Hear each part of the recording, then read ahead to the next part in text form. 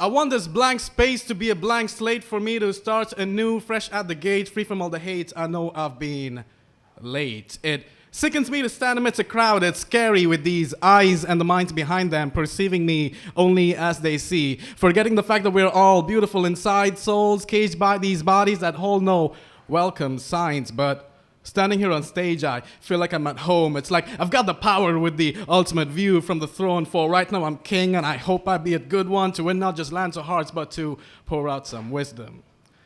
I know I'm bad at small talk and usually don't know what to say, but hey, hand me a microphone, and I'm gonna just tell you what's wrong with the world today. One Life, it's great to be back here. How are you guys doing tonight? All right, all right. It's gonna take some warming up.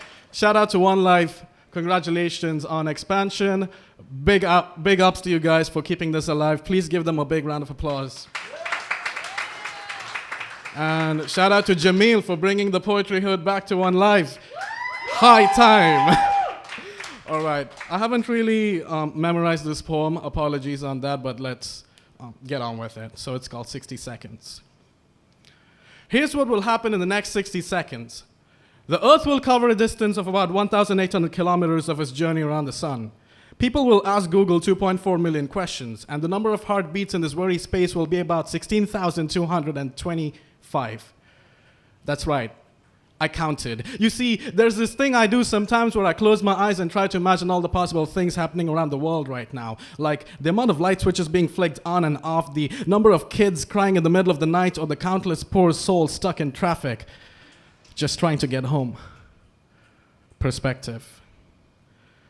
When you feel like the weight of the world has weighed you down like a boxer in a ring in his 5th round, when you're so close to handing in your 2-week notice to pull your bets and call it quits, let me remind you that in the next 60 seconds, your blood will travel a distance of around 14 kilometers, your body will create 100 million new cells, and your eyes may blink about 12 times, and that's right, I've made myself conscious about blinking. But the point is, I beg you to stop looking outside and look within. Life may go on, but not without giving you another chance to breathe, to regenerate, to live again. These 60 seconds may be phoenixes that burn to the ground, but these 60 seconds are also phoenixes that will rise again. We will rise again from our ashes. We're all blessed a new minute. It isn't just time to get back up, but run that last mile. Don't hit the snooze button on your dreams. Don't settle, don't settle, don't settle. Affirmation.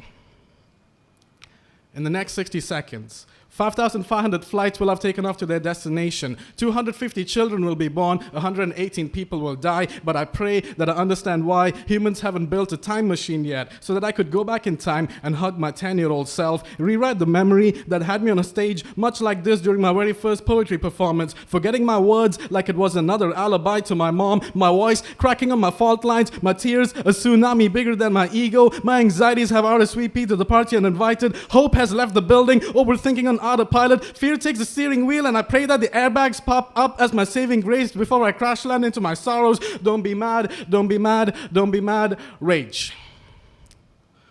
I sometimes think that my guardian angel needs to work on a sense of humor, especially since I've kept my regrets on speed dial. When depression has yet again decided what to wear and despair has already called shotgun, I try to remind myself that in the next 60 seconds, a hummingbird will flap its wings 4,000 times, lightning will strike the earth in 3,000 different locations, and there's someone still out there using Snapchat's dumb new filters.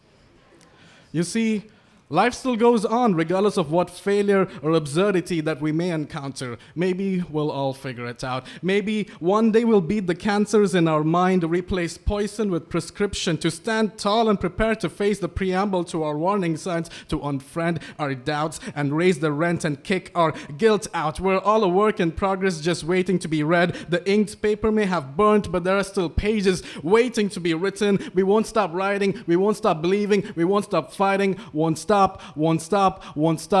hope.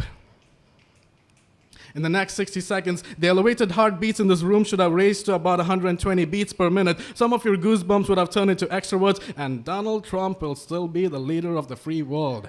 Yikes. They say in case of an emergency, you need to help yourself with the oxygen mask before helping others and to practice what you preach. But if it means helping another soul breathe a little longer than yourself, I would rather die for everything I've dreamed of since I've run out of things to live for. They also say you need to leave people better than when you found them, and I can't promise you if I've left you any wiser, but I promise you that I won't leave you with silence.